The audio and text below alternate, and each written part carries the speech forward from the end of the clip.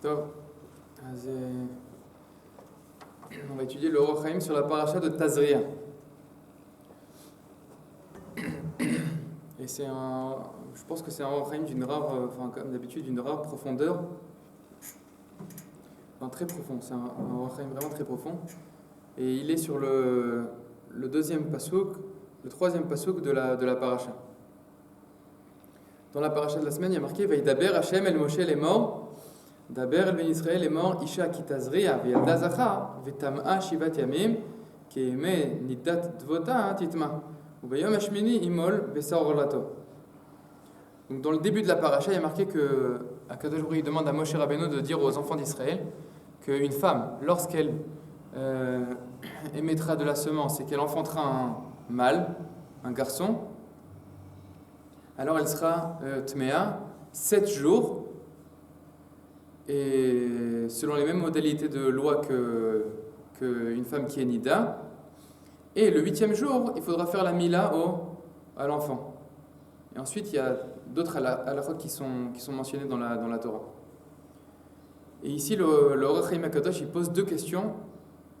Et deux questions qui sont importantes. La première question, c'est pourquoi est-ce qu'ici on mentionne la mitzvah de la mila? Alors vous allez me dire, c'est évident, c'est chronologique, c'est-à-dire elle a enfanté, et donc il faut qu'elle observe des lois par rapport à l'impureté, cette femme-là, et qu'on fasse la brit mila du garçon. Mais on sait que la Torah, elle est avar en mots, avar en psukim, et chaque chose qu'elle dit, c'est essentiel. Donc la question c'est, étant donné que la mitzvah de la mila, on l'a déjà rencontrée dans la Torah, dans le livre de Bereshit, alors pourquoi est-ce qu'elle réapparaît ici et maintenant? Pourquoi est-ce qu'elle réapparaît maintenant? Première question. Deuxième question, c'est pourquoi est-ce qu'elle est juxtaposée à... Attends. Qu'est-ce qui apparaît dans Sefer Bereshit? On demande à Abraham de faire la brit mila. Lui a ses descendants. La mitzvah de la mila, c'est ce qu'il dit le Orach Chaim au début, il dit que la mitzvah de la mila, elle a déjà été mentionnée. Et donc il pose la question, pourquoi est-ce que maintenant elle réapparaît? Et même si elle réapparaît, pourquoi est-ce qu'elle réapparaît de manière juxtaposée aux lois qui parlent de la femme qui est enfantée et qui doit observer des lois d'impureté?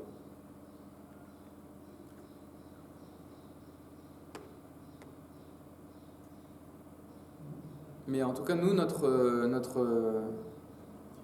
le point de l'étude aujourd'hui, c'est le vav de Ubayam Hashmini. L'Orach Chaim, il a l'habitude d'interpréter les plus petits détails de la paracha, les mots en plus, les lettres en trop. Et là, il s'est concentré sur le Ubayom Hashmini. Pourquoi est-ce que la mitzvah de la Mila, elle est juxtaposée à la Isha ki tazria ve'yalda zacha avec ce vav là, Ubayom Hashmini imol besa orlato, comme si les deux sujets étaient liés.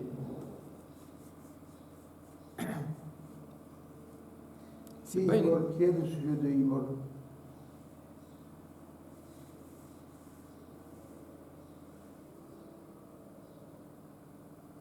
Alors c'est une bonne question, je n'ai pas la réponse. On va voir. Peut-être, j'ai mis une éventualité que c'est comme... peut-être que ce qui a marqué ici, c'est que... Et le 8e jour, la orla de cet enfant-là sera retirée. Donc c'est un passif. Okay. Et pareil, orla c'est féminin. Non, pas ça c'est masculin.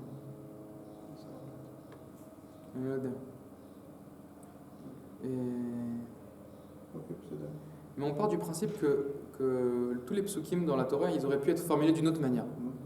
Et le Orach Chaim, d'après ce que je comprends, le Orach Chaim, il dit que c'est pas en vain que ici c'est présenté que les deux sujets sont l'un à côté de l'autre.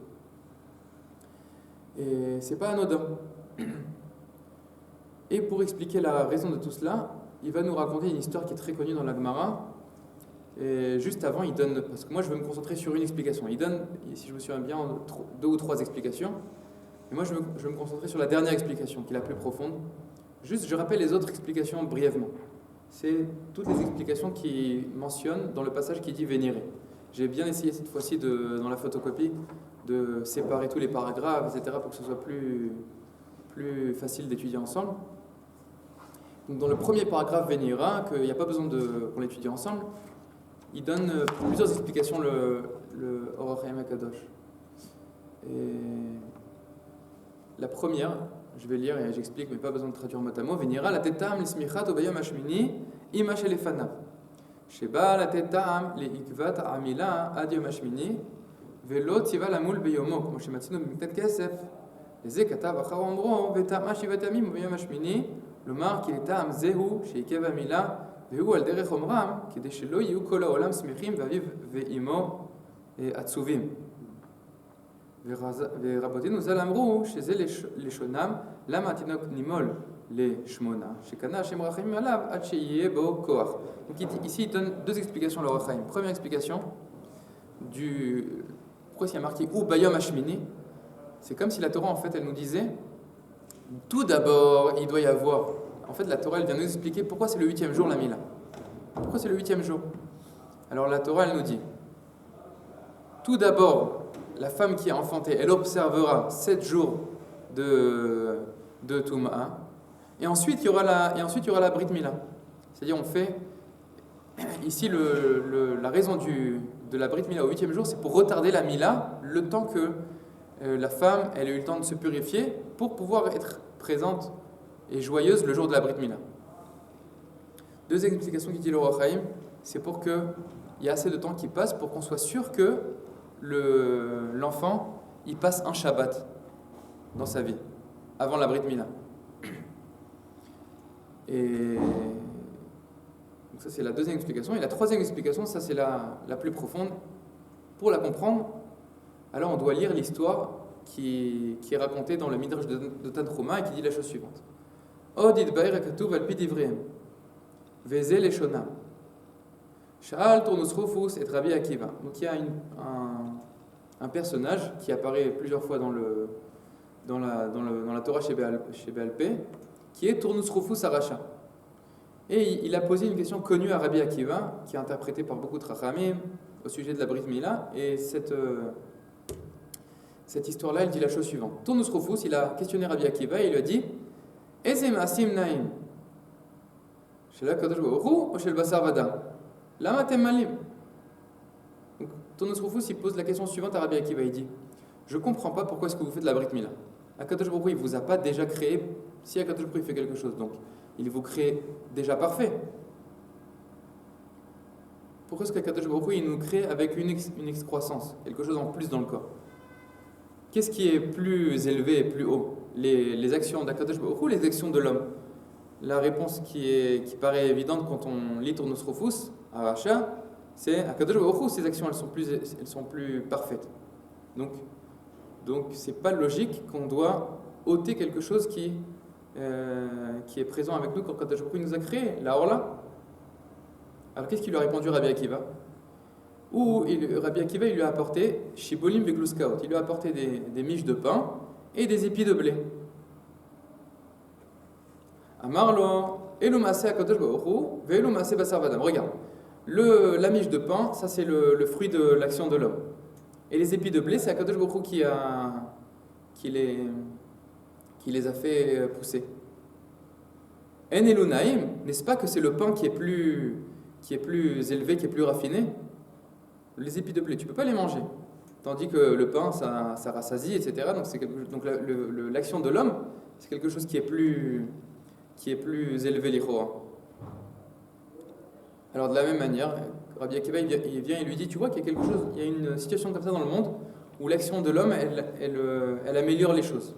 Donc le fait d'enlever la Orla et de faire la Brit Mila, c'est quelque chose de positif. Quelquefois, l'action de l'homme est plus élevée que l'action d'HaKadosh Baruch Hu. Qu'est-ce qu'il lui a répondu Turnus Rufus Aracha? Il lui dit Oil ve'u chafetz bemila.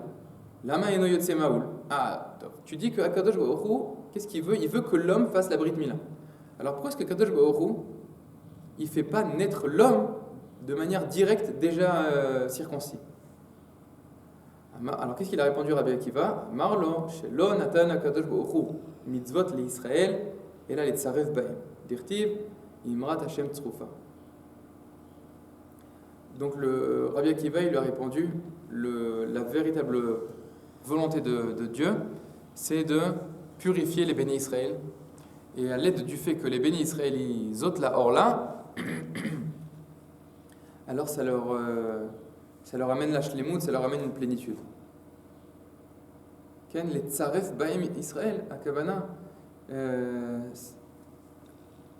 la même manière qu'un tzoref, mais comment dire un tzoref en français, quelqu'un qui il y a un travail comme cela qui est de faire sortir l'argent, etc., du creuset dans lequel il se trouve. Et pour raffiner l'argent. De la même manière, Akadosh Baruch Hu, il voit que Israël, le peuple d'Israël, l'individu d'Israël, il est dans une certaine situation et il doit se raffiner, se grandir. Ça se fait à travers les mitzvot. Et les mitzvot, elles viennent et Tzaref et Israël. Et le Or HaChaim, en fait, ce qu'il va nous expliquer ici, c'est une chose que je trouve, je pense, très profonde et très intéressante. Le Or HaChaim, maintenant, il va nous montrer à travers cette histoire qu'il y a un point commun entre Tumat HaYoledet, l'impureté de la femme qui enfante pendant 7 jours, et la Brit Mila. C'est pour ça que les deux ils sont juste à poser. Et en un mot plutôt, le point commun entre ces deux mitzvot-là, entre ces deux points-là, c'est qu'elles font suite à la faute de Adam Arishon. Étant donné qu'il y a la faute d'Adam Arishon, on observe ces deux points-là, Tumat HaYoledet et la Orla. Et je veux juste qu'on ait ça en tête. Non, je le dirai à la fin. Bon, Natri et Talimud commence l'étude, après ça va se clarifier. Alors le Or HaChaim, il dit que le Tournos Rufus, en fait, il ne comprend pas ce que Rabbi Akiva il lui raconte. Et ce qu'il veut expliquer aussi le Or HaChaim, c'est pourquoi la première réponse, elle lui a pas suffi à Tournos Rufus, à Racha.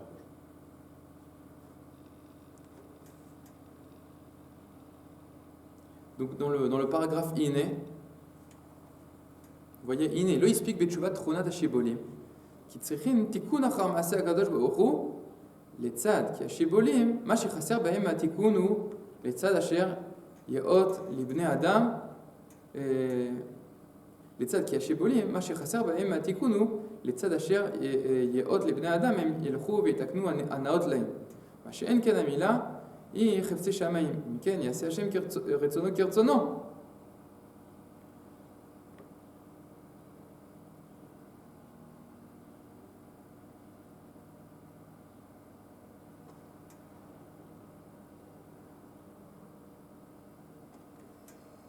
ולזה שיבור רבי עקיבא כי לצרף בהם ישראל נתכוון השם, והנה תשובה זו סתומה וחתומה בערך מושכל מושג לטורנוס רופוס, לפי שאין בבחינת נפשו גדר השגת שכליות פנימיות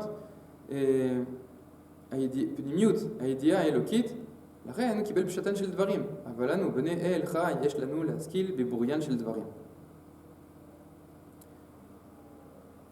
Donc le Or HaChaim il dit la chose suivante, il dit que qu'est-ce qu'il a dit Tournos Rufus à Racha, il dit à Rabbi Akiva, pourquoi est-ce qu'il y a besoin de faire la Brit Mila? Je me rappelle maintenant le mot orfèvre. Et Tournos Rufus il demande à Rabbi Akiva pourquoi est-ce qu'il y a besoin de faire la Brit Mila. Qu'est-ce qu'il lui a répondu? Tournos Rufus, sa question elle sous-entend que l'action de l'œuvre d'Akadosh Baruch Hu est plus élevée que l'œuvre de l'homme. Et Rabbi Akiva il lui a montré un exemple où il lui dit que dans la nature quelquefois on voit les épis de blé, c'est moins élevé et ça rend moins service à l'homme que une bonne miche de pain. Et donc la question qui se pose c'est pourquoi est-ce que Tournos Rufus il reçoit pas cette réponse-là? Alors le Or HaChaim il explique parce que Tournos Rufus il dit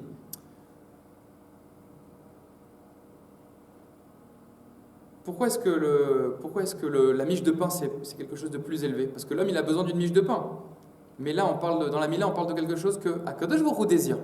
Alors si Akadosh Baruch Hu, il désire cette chose-là, dire la miche de pain elle est plus élevée que parce qu'elle satisfait la volonté de l'homme. Mais là on parle de quelque chose que Akadosh Baruch Hu il veut. Si c'est quelque chose que Akadosh Baruch Hu il veut, alors qu'il le fasse lui-même, qu'il fasse naître l'homme déjà circoncis. Et c'est ça qui a amené la deuxième réponse. Mais le Or HaChaim nous explique que déjà la réponse la première réponse elle était déjà suffisante. C'est juste que le Tournus Rufus s'arrache. Étant donné qu'il est goy, alors il a interprété de manière, toujours ce mot il m'échappe, de manière superficielle. Il a interprété la réponse de manière superficielle. Il n'a pas compris la pnimiout de la réponse de Rabbi Akiva. Et donc nous, notre tafkid, et ce qu'on va faire dans ce cours-là, c'est expliquer en quoi la première réponse est déjà insuffisante.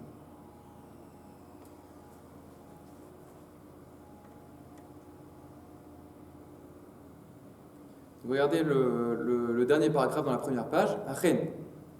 Askilecha bedvar Elokim. Donc au départ, déjà ce qui est intéressant, c'est que la tradition orale, il faut bien comprendre ça et on va expliquer, on va voir ça de manière encore plus claire, mais la tradition orale, c'est intéressant de voir que ce qu'elle a fait, c'est que pour nous expliquer la Brit Mila, qui est quelque chose qui définit fortement l'identité d'Israël, elle fait ça à travers l'histoire de Rabbi Akiva, une explication de Rabbi Akiva qui est adressée à un goy. C'est-à-dire, il faut qu'un goy nous pose une question et pour qu'on explique quelque chose qui appartient à l'identité d'Israël, pour qu'il y ait un contraste ici. Je trouve que c'est intéressant que l'histoire, elle met en scène un goy et Rabbi Akiva. Et c'est pas en vain, on va le voir. Vous allez voir pourquoi je dis ça. Donc dans le dernier paragraphe, le Or HaChaim dit Achen askilecha bedvar Elokim. Les filles ma shekadam lanu midivreim qui bechinat haorla et bechinat hara. Donc là, orla, le prépuce, dans la pnimiout de la Torah, dans les secrets de la Torah, ça représente l'aspect du mal. Qui m'a assez à orla, où yagid al prinat ne'elamot. Al prinat ne'elamot. Qui kol aguf eno ela nirtak la nefesh. Va nirtak, yodia et maché betocho. Donc il faut s'habituer à l'idée que le corps, c'est l'enveloppe d'une spiritualité, d'une neshama, d'une vérité. Et la orla, c'est pas ce qu'il n'a pas compris Tournus Rufus, c'est que la orla, c'est pas juste une excroissance physique. Elle représente quelque chose. Elle représente le fait que l'homme habille aussi quelque chose, une tendance au mal. Après la faute d'Adam Arishon, le mal maintenant fait partie de l'existence. Et les grands par exemple le Nefesh HaChaim, il explique que ce qui s'est passé, c'est qu'avant la faute d'Adam Arishon, il y avait le mal et le bien. Et il y avait l'arbre de la connaissance du bien et du mal. Qu'est-ce qui s'est passé après la faute d'Adam Arishon? Le bien et le mal se sont mélangés. Et donc on se retrouve dans un monde où il y a des choses plus ou moins bien. Le bien total ou le mal total, non. Mais les choses, elles sont mélangées. Il y a des degrés de bien et des degrés de mal. Il faut faire un travail de discernement. Et où est-ce qu'elle s'exprime, entre autres, la tendance au mal dans la Orla? Va'amar Hashem, qui Israël, ça c'est une phrase très forte qui dit le Or HaChaim ici, et c'est repris pas forcément au nom du Or HaChaim, mais c'est quelque chose qui est repris dans les textes du Rav Tzvi Yehuda Kook aussi. Et il dit ici une chose très forte, le Or HaChaim, il dit la chose suivante, il dit Ve'amar Hashem, qui Israël, Ksheimolu Aorla, donc Akadosh Baruch Hu, il nous annonce que les bénis Israël, quand ils ôteront le prépuce, Inehem Meshulalim Eprinat Hara'a She'aorla Simana. Et donc voici que ils ont complètement retiré le mal qui est représenté par la Orla. Mais cette chose-là n'est pas vraie pour les Goïm, pour les Umot HaOlam, parce que toute leur intériorité, elle tend au mal, elle tend à la matière, elle tend à l'immoralité. Et ce qu'on vient de dire là, on fait allusion à cela dans le pasuk de Yermia qui dit qui kol agoyim arelim. On dit que tous les goïm, ils sont appelés arelim, c'est-à-dire que je veux expliquer quelque chose ici de très profond. Qu'est-ce qu'il dit le Or HaChaim ici? Qu'est-ce qui se passe pour un goy? Le Ohr HaChaim, il dit, si le juif, il enlève la Orla, alors il est écarté et il est séparé de toute tendance en tout cas dans son intériorité, dans sa Maot Pnimit, dans sa véritable essence. La Neshama d'Israël, elle est Théora. Je pense que ce qui veut dire aussi le Ohr HaChaim ici, c'est que c'est un peu comme ce qu'il disait Manitou, c'est-à-dire qu'il y a eu la faute d'Adam Rishon, et le monde est descendu d'un cran par rapport à l'idéal divin.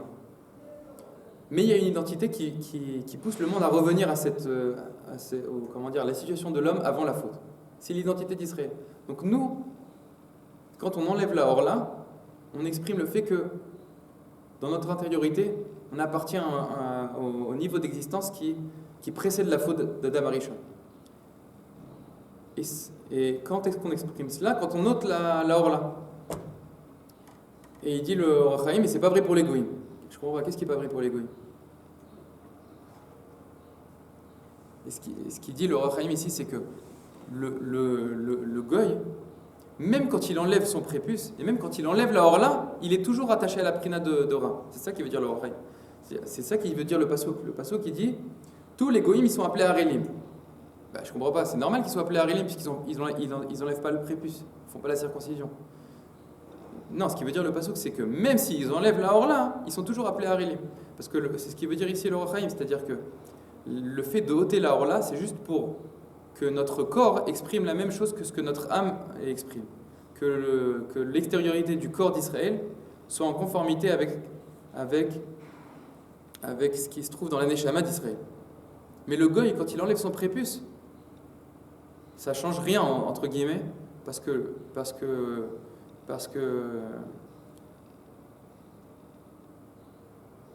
l'essence de la vie des nations, c'est d'exprimer la matérialité, c'est de faire en sorte que se développe le Olam Hazé, etc. Donc même si tu fais une opération chirurgicale, c'est pas ça qui va faire que la psychologie des nations, des Umot HaOlam va changer. Donc c'est ça qu'il exprime le pasuk, qui est Kol HaGoyim Arelim.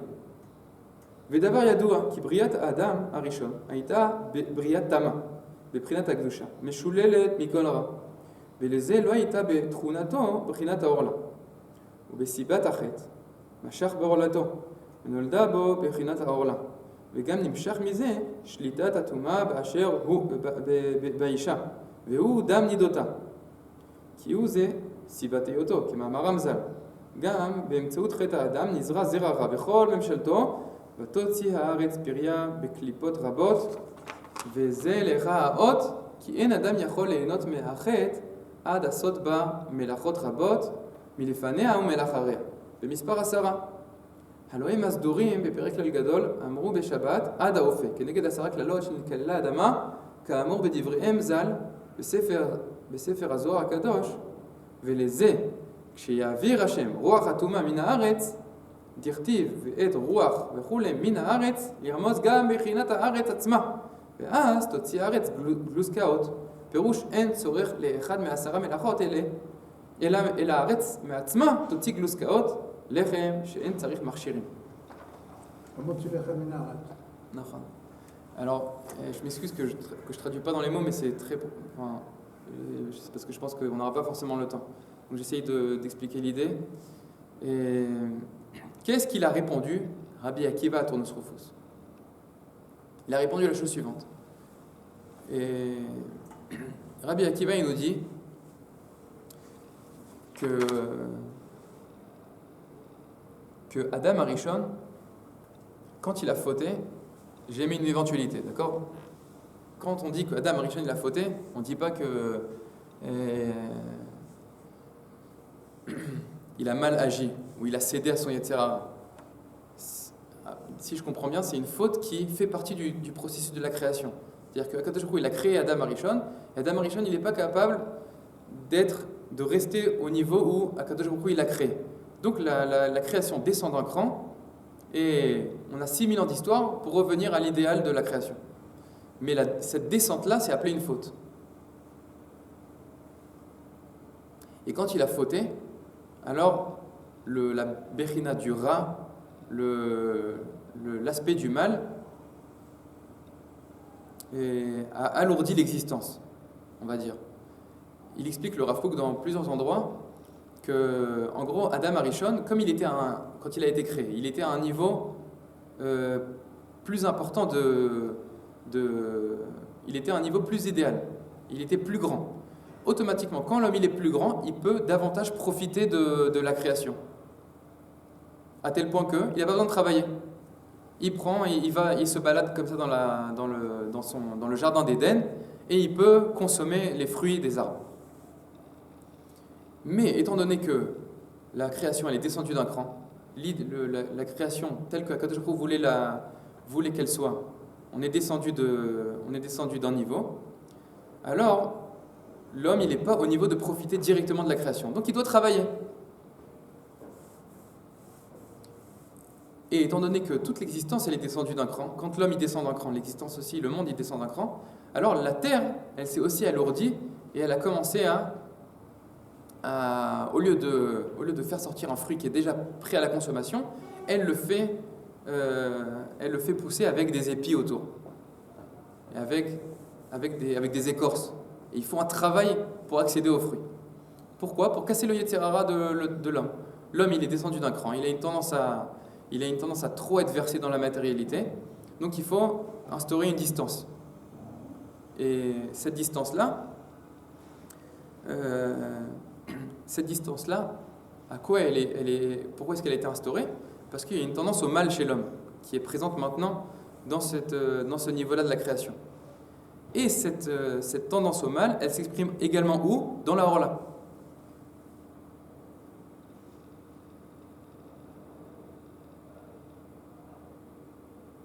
Donc Rabbi Akiva, qu'est-ce qu'il dit à Tournos Rufus ? Il lui dit, tu sais pourquoi il y a besoin de doter la Orla ? C'est parce qu'il y a une distance entre l'épi de blé et la miche de pain, qui est le travail. Regarde qu'on est dans un monde comme tel. On est dans un monde où, comme on dit dans les Pirkei Avot, Kol Torah she'ani mamelacha, sefa betela ve'koreret avon.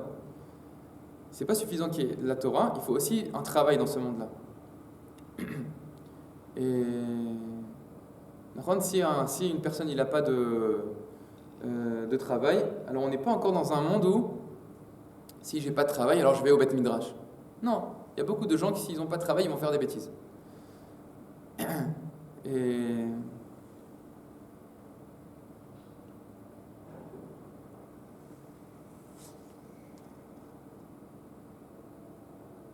donc le Rosh Chaim dit que la faute d'Adam Rishon elle a entraîné deux choses. L'existence de la Orla et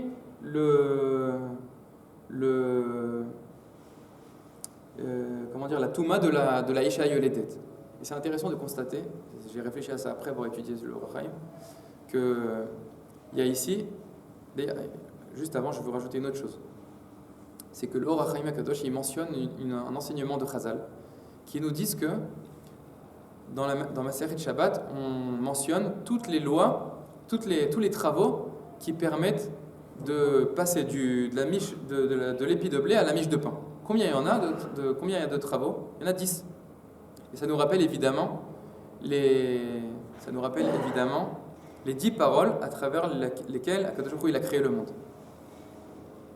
Donc ça c'est pas le Rosh Chaim qui dit ça, c'est moi qui rajoute juste que ça confirme le kivun que j'ai voulu exposer auparavant. C'est-à-dire que Akadosh Baruch Hu il veut créer le monde avec 10 paroles. Quand on rencontre le chiffre 10, en général, ça a toujours la même signification, c'est-à-dire c'est la création. Akadosh Baruch Hu il crée le monde avec 10 paroles. Les 10 commandements, c'est l'expression de la vocation spirituelle de ce monde-là. Et il nous dit, le Rosh Chaim Akadosh, il y a aussi 10 travaux qui permettent à l'homme d'arriver à la miche de pain. Il y a 10 travaux. Le fait de semer et de labourer la terre, etc. etc. Je ne sais pas si labourer c'est dans les 10 travaux, je n'ai pas regardé. En tout cas, il y a 10 travaux qui sont en lien avec le thème de l'agriculture et qui permettent d'arriver à la miche de pain. Et le fait de cuire, ça fait partie de ces 10 travaux-là. Donc apparemment, la signification, on pourrait dire, c'est la chose suivante. C'est-à-dire que tous ces travaux-là, ils sont nécessaires parce que le Rosh Chaim dit que le chiffre 10 ici, c'est parallèle aux 10 malédictions que la terre elle a reçu à la suite de la faute d'Adam Arishon. C'est-à-dire que les 10 paroles de la création d'Akadosh Baruch Hu, ils ont reçu un coup. Dans 10 aspects, la création elle est descendue d'un cran par rapport au niveau idéal dans lequel elle devait se trouver. Et c'est ça qui occasionne le fait qu'il y a une nécessité de travailler, il y a une nécessité de faire des efforts. Et ensuite, en plus, il faut bien remarquer ici que le problème économique, il est toujours relié au problème moral. On a besoin de travailler, donc il y a un interdit de voler, donc il faut faire un effort. Le fait même que la nourriture elle n'est pas propre à la consommation directement, ça fait en sorte que l'homme il doit faire un travail non seulement pour avoir sa nourriture, mais de le faire avec moralité, etc. Donc l'homme il doit faire un travail pour grandir et revenir à l'état qui se trouvait avant la faute d'Adam Rishon.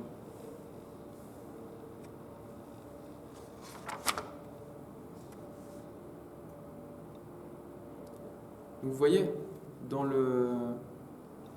la deuxième page, il y a des mots en gras, c'est Velazé.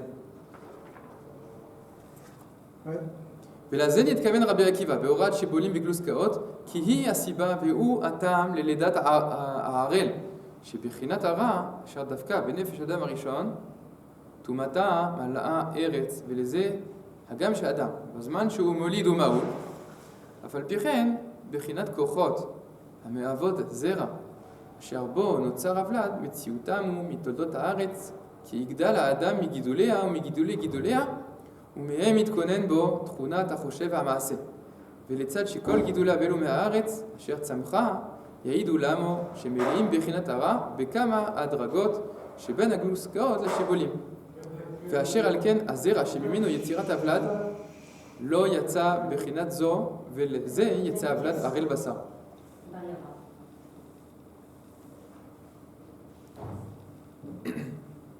Donc là, le Or HaChaim, il explique ce que j'ai expliqué, mais en rajoutant quelque chose que j'ai pas exposé. C'est que le Or HaChaim, au début de son texte, je ne vous l'ai pas lu parce que pour une certaine raison, je n'ai pas lu ce passage-là, mais le Or HaChaim, il pose la question suivante.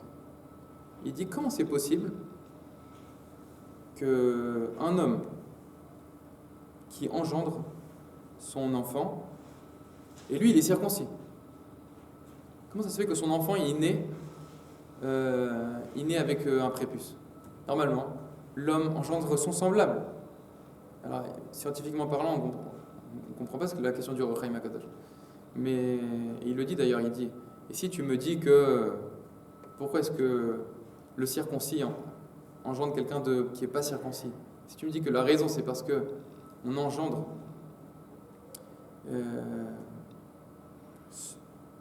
un enfant selon notre nature première. Alors il dit le Or HaChaim, mais Moshe Rabbeinu, lui il est né circoncis. Déjà, donc sa nature première c'est d'être circoncis. Mais son enfant il était avec un prépuce. Ça aussi, il y a une réponse facile. Un enfant, il est né de deux parents. C'est pas une copier-coller de son père. D'accord. Là, on va considérer que la question du Or HaChaim HaKadosh, c'est pour arriver à la réponse. Non, mais, c'est-à-dire, on pourrait reformuler la question du Or HaChaim HaKadosh. Pourquoi est-ce qu'on est dans un monde comme ça, où un homme est né avec... c'est quelque chose qu'on désire enlever. Alors pourquoi est-ce qu'on est avec? On essaye de... Si on est vraiment... Pour le Or HaChaim, si on est vraiment détaché du mal, alors on doit naître déjà circoncis. Il y a un niveau comme ça de naître circoncis. Comme Moshe Rabbeinu, il est né circoncis. C'est-à-dire que Moshe Rabbeinu, il appartient à l'idéal humain avant la faute d'Adam Arishon. Alors il dit le Or HaChaim, pourquoi? Mettons qu'on accepte la question du Or HaChaim. Pourquoi est-ce qu'un homme circoncis, il engendre quelqu'un avec un prépuce? Nous dit le Or HaChaim, c'est parce qu'on vit dans un monde qui est le monde d'après la faute. Donc toute l'existence, elle est plus alourdie, elle est plus matérielle, on est beaucoup plus on est dans un niveau plus bas. Comme on est dans un niveau plus bas. Donc la terre, elle engendre, elle fait pousser la nourriture avec des écorces, et en plus, l'homme, il se nourrit, donc l'homme circoncis, il se nourrit du fruit de la terre, qui se trouve à un niveau moins idéal que ce que Akadosh Baruch Hu a voulu, et il se nourrit de ça. Et sa semence, elle provient du corps de l'homme. Donc ensuite, même s'il est circoncis, il vit toujours dans un monde qui est le monde d'après la faute d'Adam Rishon. Et donc il engendre un enfant avec la Orla. Et donc, Rabbi Akiva, c'est ce qu'il a dit à ton Osrophus. Regarde, tu vis dans un monde où de la terre ne sort pas une miche de pain. De la terre sort shibolim, des épis de blé. Et ça nécessite un travail. Donc on vit dans cette sphère-là. Et c'est pour ça que nous, Israël, on doit exprimer le fait que on appartient à quelque chose qui est plus élevé que l'état dans lequel le monde se trouve. En tout cas dans notre intériorité. Et donc le Ohr HaChaim, il dit, ton Osrophus, il n'a rien compris à la réponse de Rabbi Akiva. À la première réponse.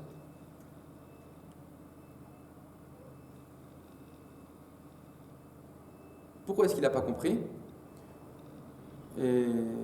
ושאלה תורנוס חופוס שנייה, אם השם חפץ במילה, למה אינו יוצא מהול? שאלתו הוא לצד שהוא חסר ידיעות רוחניות. Donc pourquoi est-ce qu'il pose une deuxième question, Tournus Rufus? Quelle est la deuxième question? Alors si Akadosh Baruch Hu il veut quelque chose, alors pourquoi est-ce qu'il ne fait pas naître l'homme déjà circoncis? Nous dit le Ohr HaChaim, c'est parce que le Tournus Rufus il n'a pas de formation, il n'a pas de connaissance spirituelle assez profonde. Vechashav ki tachlit ma'aseh amila ou ma shenira la'enayim baguf. Pourquoi est-ce qu'on fait la Brit Mila? Pour ôter quelque chose de physique dans le corps. Ça n'a pas de signification spirituelle, le fait d'ôter le prépuce. Esthétique. Il y a une volonté ici purement esthétique. Ou alors, אפשר שהוגד לו וידע כי החיצוניות שבמוחה שיגיד על אשר ישנו במושכל וחשב כי השם יסיר הכתמים והפגמים ויתאר הנפש עם הבשר. Peut-être que Tournus Rufus il est moins bête que ce qu'on pense et qu'il a bien compris que le physique c'est pour traduire quelque chose de spirituel. Mais alors il dit, mais alors pourquoi est-ce que quand il ôte pas lui-même les bgamim, les blessures qu'il y a, les défauts et les choses imparfaites qui se trouvent dans l'âme de l'homme pour que l'homme naisse déjà circoncis? Pourquoi est-ce que quand il ne fait pas lui-même le travail?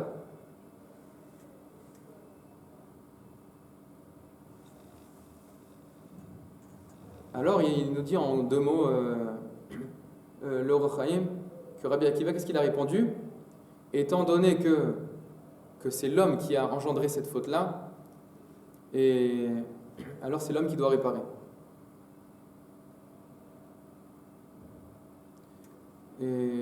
ולזה ישיבו רבי עקיבא תשובה כללית למה שהוא חושב בדעתו אם לא השיג לדעת אלא בחינת הגוף הודיע כי תכלית הדבר לצרף נפשם לא למה שנגלה לבד שאין הפרש בהיות האדם מהול או ערל.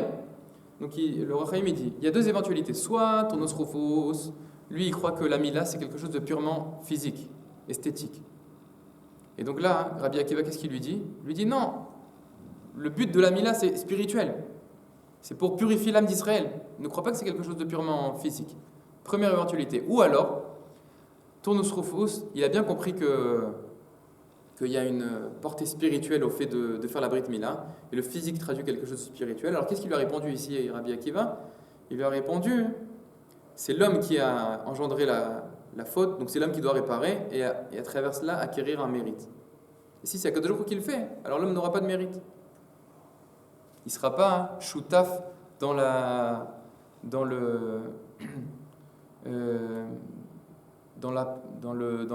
création d'Akadosh Baruch Hu qui vise à faire apparaître un homme idéal. Umeata, et donc on va passer au dernier paragraphe où le Ohr HaChaim y conclut. Umeata ta'am ha'orla. Pourquoi est-ce qu'il y a la orla dans le monde? Et on a dit que la orla ça représente la tendance au mal, l'aspect du mal. Ou les tzad chet kadmon shenidbak banefesh vetoladeto be'or habasar. Pourquoi est-ce qu'il y a la orla? C'est à la suite de la faute d'Adam Rishon. Et l'aspect du mal, c'est rattaché à l'âme de l'homme. et à ses engendrements dans la chair de l'homme. Vetziva Hashem, les Ish Israël, les Chot Migufa Ambechinatara. Et Akadosh Baruch Hu, il a émis une mitzvah, il a ordonné une mitzvah de ôter l'aspect du mal qui apparaît dans la Orla. Shebeze mitmarek bechinatara me'anefesh vetahara. Et à travers cette mitzvah-là, léat, petit à petit, l'homme, il se purifie, il s'écarte de l'aspect du mal. Et il écarte cela de son âme. Et maintenant, on comprend le vav de Ubayom. L'etzad qui est mitzvah akodem et dvezot, em shte dvarim, shesibatam achat. On veut exprimer ici le fait que l'impureté de la Isha Yoledet, de la femme qui engendre, et la Orla, dans l'enfant qui n'est pas encore circoncis, la cause est une même cause. Quelle est cette cause-là? La faute d'Adam Rishon. Ou Savav, il a engendré quoi? Qu'est-ce qu'elle a engendré, la faute d'Adam Rishon? Ça a engendré l'impureté de la femme qui a donné naissance. Ou Savav Tumat Leida. Fait Savav Orla Tasrarim. Et ça a engendré également le prépuce des mâles. Les Etziva al Shneem. Et donc c'est pour ça que Akadosh Baruch Hu, il a ordonné l'impureté de la femme qui a donné naissance. Et également, Ubayom Hashevi, Imol Bessar Orlato. Et également le fait qu'il faut ôter le prépuce. Et ces deux ordres-là apparaissent ensemble. J'ai plus beaucoup de batterie alors. Ok. Ou si va tumat leida, mais ça va voir là tasrarim, les etziva al shneem ki achat al tumat leida val kritat orla, asher al ken amar ou bayom ashmini. Je veux juste, j'espère qu'il y aura assez de batterie, faire remarquer que tout ce qu'on a dit là, c'est parallèle avec deux choses. Nachon, c'est parallèle avec le fait que l'homme, il a, comment dire, la malédiction, c'est que à la sueur de son front, il mangera le pain. Et la femme, elle, avec douleur, elle enfantera avec douleur. Ces deux choses-là, c'est parallèle au fait que la femme, elle a une touma à 7 jours. Et l'homme, c'est parallèle avec le fait que, selon tout ce qu'on a expliqué, c'est parallèle avec le fait que Bayom Hashmini, Imol Bessar Orlat. Ça clignote comme ça.